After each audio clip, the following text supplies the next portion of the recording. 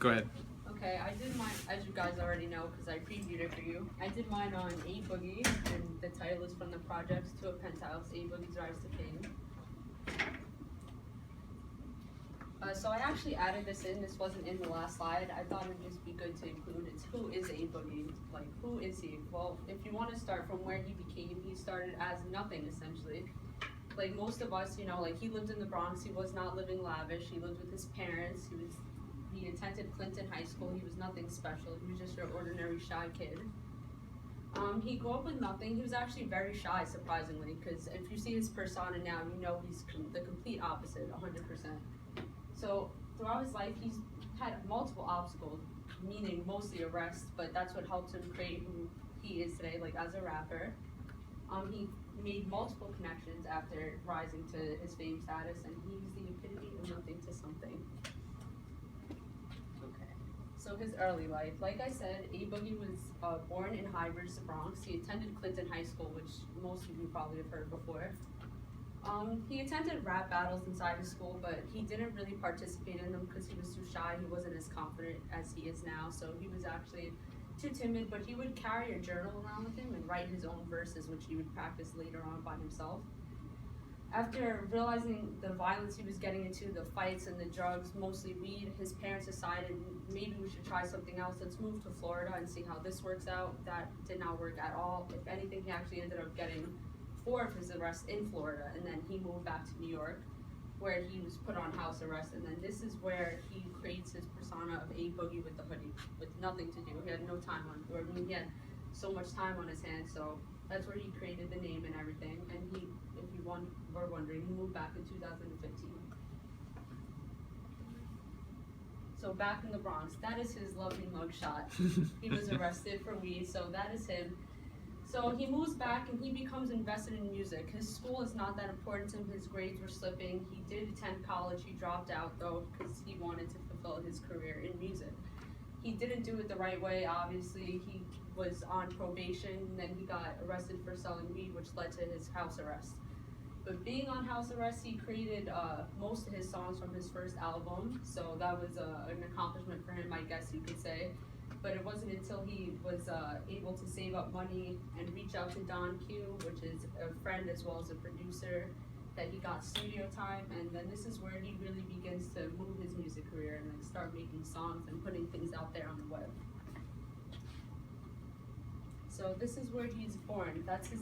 If you follow him on Instagram or anything, he actually just posted about artists. It was the 1-year anniversary was actually yesterday.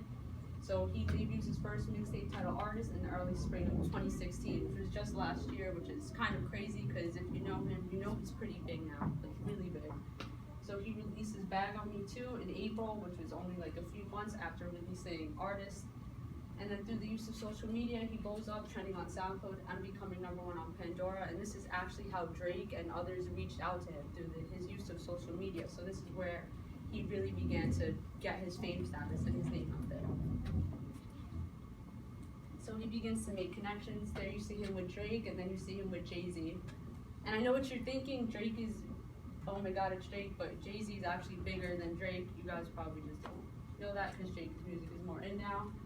So after trending across the United States, rapper Drake reached out to him and asked if he would like to open for his Summer 16 tour, which was sold out in Madison Square Garden and also featured Future.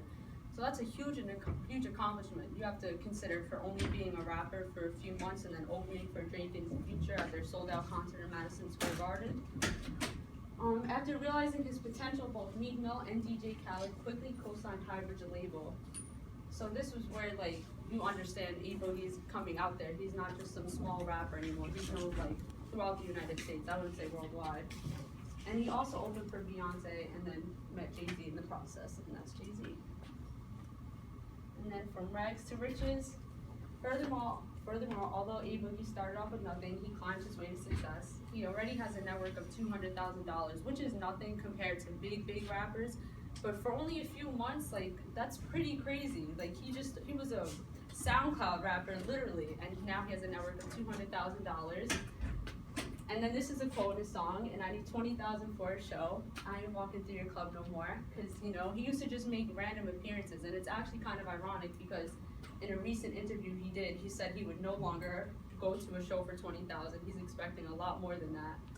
So he's also no longer shy about rapping, like about his emotions. He used to be shy, like if you know Still Think About Me, he said it was hard to put that out there because as A Boogie with the hoodie, his whole mentality is like savage, we don't love girls, blah, blah, blah, blah. But he said once he really started getting out there speaking about how he feels, it became a lot easier. And then to end it off, I said whether you listen to him or not, he has earned the respect of many and continues to do so with every accomplishment he makes. And then on another note that I didn't include, I think a great quote that actually relates to this is something by Chris Leitner, Julian, a basketball player.